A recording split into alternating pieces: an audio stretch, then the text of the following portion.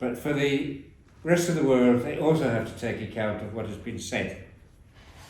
Namely, that the problems in the Middle East at the moment are largely those of interference and involvement of the Iranian regime in supporting, arming and encouraging and even is, according to many reports, directing the activities of Hezbollah, of Hamas, of the Houthi in Yemen and so forth, bringing horrific problems to those countries, particularly at the moment to those inhabitants of Gaza.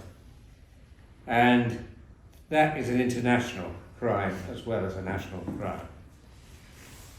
But the source of this rests in Tehran itself, with the regime's own leaders.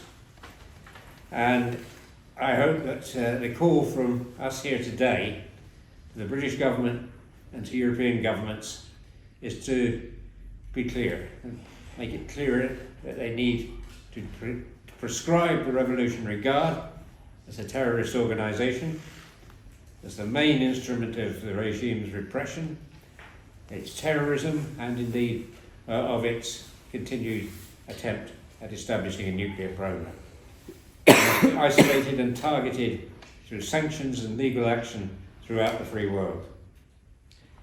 And the regime leaders must face justice for the internal genocide and crimes against humanity that they have perpetrated over the last few decades. And we must recognise the struggle of the Iranian people to overthrow the regime and to support the Iranian resistance and, in particular, Mrs. Rajavi's plan, because that is in line with our democratic values